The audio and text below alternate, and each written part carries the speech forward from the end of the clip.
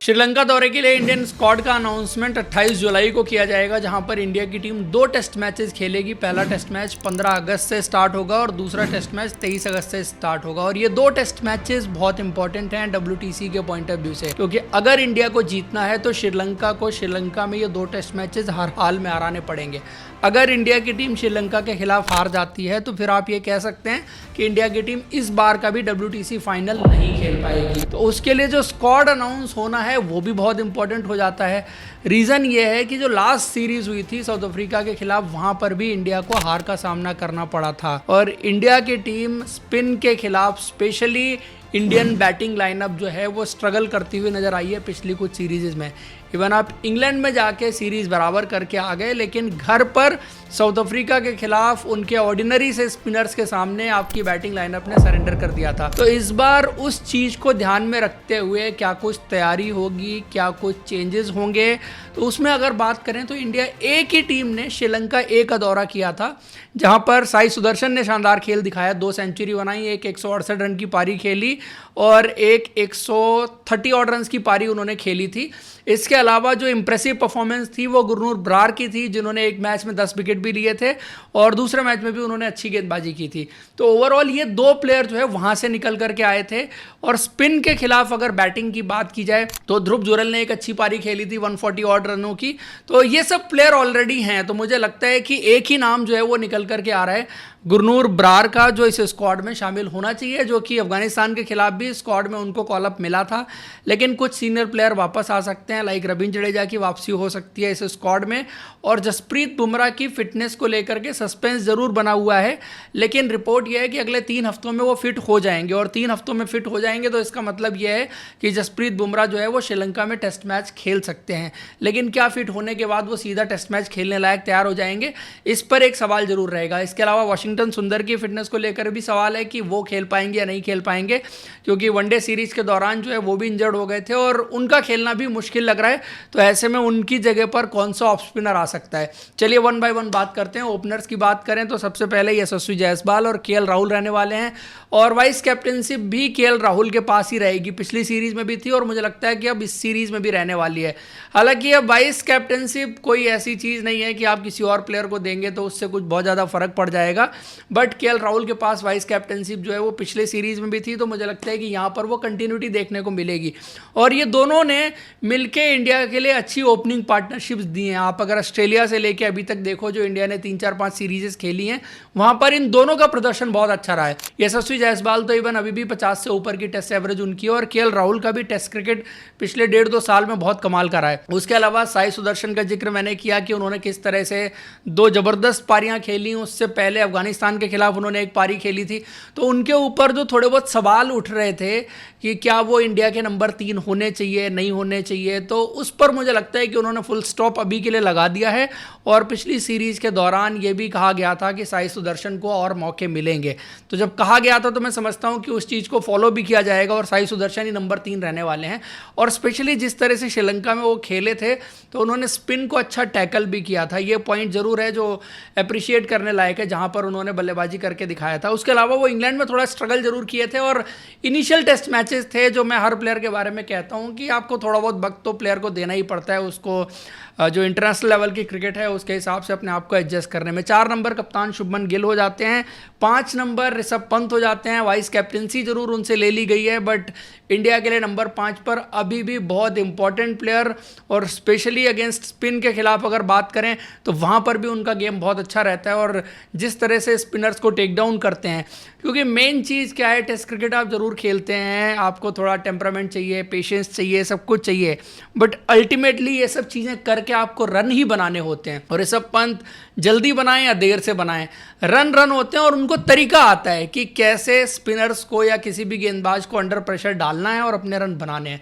तो वो चाहे इंग्लैंड में हो, चाहे वो स्पिन फ्रेंडली विकेट्स पर हो, ऋषभ पंत एक ऐसे बैट्समैन रहे हैं जिन्होंने हर जगह रन बना के दिखाया है। और अगर आप इंडियन बैटिंग लाइनअप में देखें तो बहुत इंपॉर्टेंट और क्रूशल प्लेयर के रूप में। हाँ, शुभमन गिल के बारे में ये ज़रूर कहूँगा, जिस तरह की उनकी बल्लेबाजी चल रही है, मुझे लगता है कि इस वक्त ये शुभमन गिल का जो है बेस्ट ऑफ शुभमन गिल वाला वर्जन जो है वो अभी हम देख रहे हैं। तो इस सीरीज़ में शुभमन गिल अपने बल्ले से क्या करेंगे उस पर बहुत कुछ डिपेंड करेगा इस सीरीज़ का नतीजा, क्योंकि श्रीलंका भी तैयारी वैसे ही करेगी जैसे बाकी टीमें करती हैं कि इंडियन बैट्समैन स्पिनर्स के खिलाफ उतने अच्छे नहीं हैं। अभी जो इंडिया ए की टीम गई थी वहाँ पर विकेट्स इनको ठीक ठाक से मिल गए थे, उतना स्पिन फ्रेंडली विकेट नहीं थे, उतना रैंक टर्नर्स या उस तरह के विकेट नहीं मिले थे। और ये हर टीम अब चालाकी करती है। इंडियन टीम जब प्रैक्टिस गेम खेलती है या कुछ वैसे मैचेस खेलती है तो वहाँ पर अच्छा विकेट दिया जाता है, जिससे बैट्समैन को एक गलत एहसास दिलाया जाए कि नहीं आप बहुत अच्छी बैटिंग कर रहे हैं, ओवर कॉन्फिडेंस में। और फिर जब रियल मैच आता है, जो असली इंपॉर्टेंट मैच होता है, वहाँ पर विकेट की सूरत बदल दी जाती है, जिससे फिर वो बैट्समैन जो है वो दिक्कतों का सामना करते हुए नजर आते हैं। देन नंबर 6 पर ध्रुव जोरेल।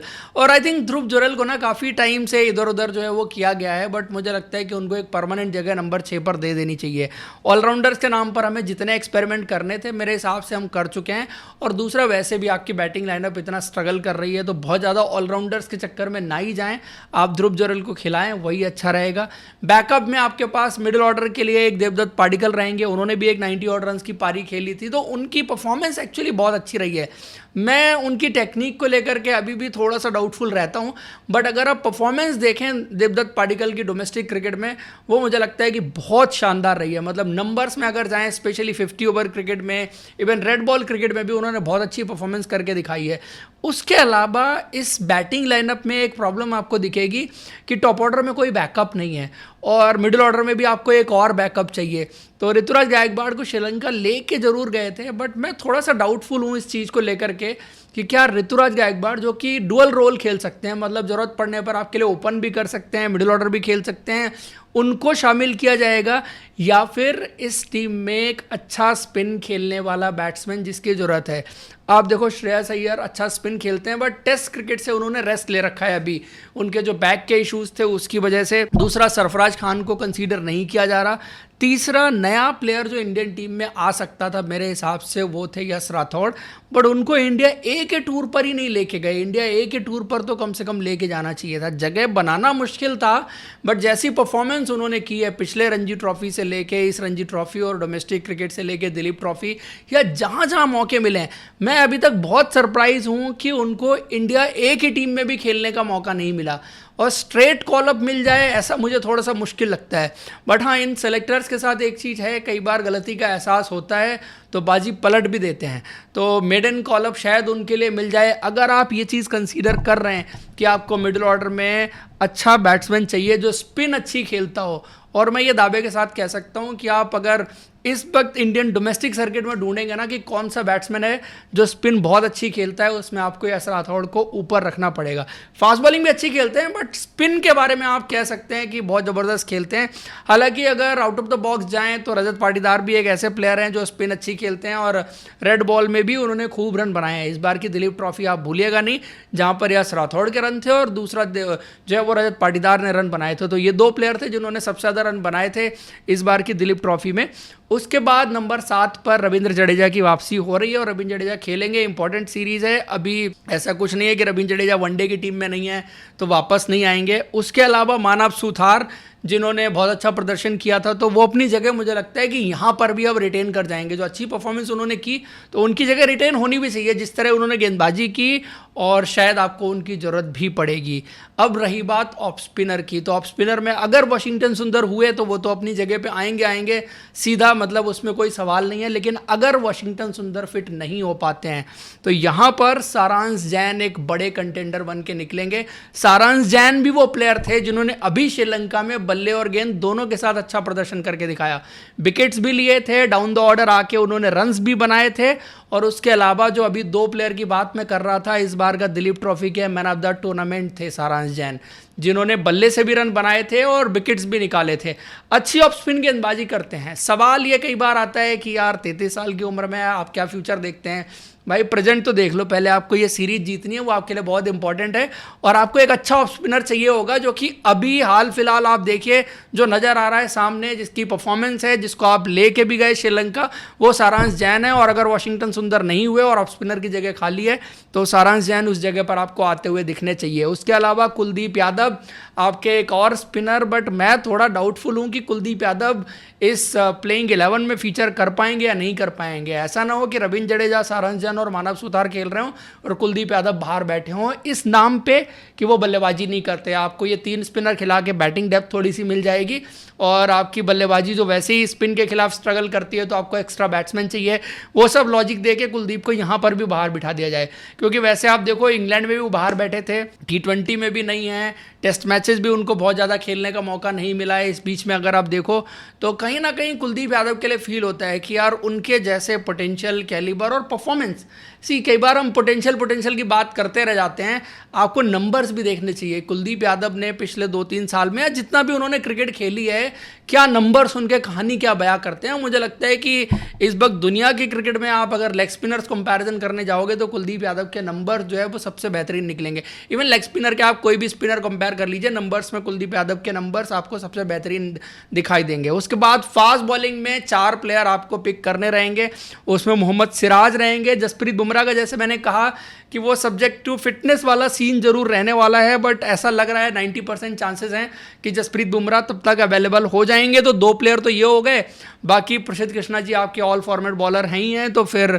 जब वो आ जाते हैं तो फिर किसी के लिए जगह बचती नहीं है। और गुरनूर बरार जैसा मैंने कहा कि उनकी परफॉर्मेंस श्रीलंका में जैसी रही और वो इंडिया ए के स्क्वाड में वहाँ पर भी थे, इंडिया के स्क्वाड में अफगानिस्तान के खिलाफ भी थे, तो उनकी जगह बननी चाहिए। और वो ऐसा प्लेयर है जो मिडिल ओवर्स में थोड़ा पुरानी गेंद के साथ वहाँ पर आके आपके लिए विकेट निकाल सकता है। इवन नई गेंद के साथ भी निकाले हैं, तो उन्होंने हर फेज में अच्छी गेंदबाजी करके दिखाई है जितना जहाँ तक मौका मिला है। तो एक्स फैक्टर थोड़ा बॉलिंग में वो लेके आते हैं। तो ये 4 फास्ट बॉलर हो जाते हैं, 3 स्पिनर हो जाते हैं जो कि ऑलराउंडर की कैटेगरी में आते हैं, फिर कुलदीप यादव चौथे स्पिनर हो जाते हैं, और उसके बाद आपके पास बच गए 8 बैट्समैन जिसमें 2 विकेट कीपर भी हैं। तो ये टोटल स्क्वाड बनता है। आप लोग बताइए आपके हिसाब से क्या स्क्वाड बनता है। वीडियो इन्फॉर्मेशन पसंद आई है तो लाइक और चैनल को सब्सक्राइब जरूर करें। Thank you, see you in next video.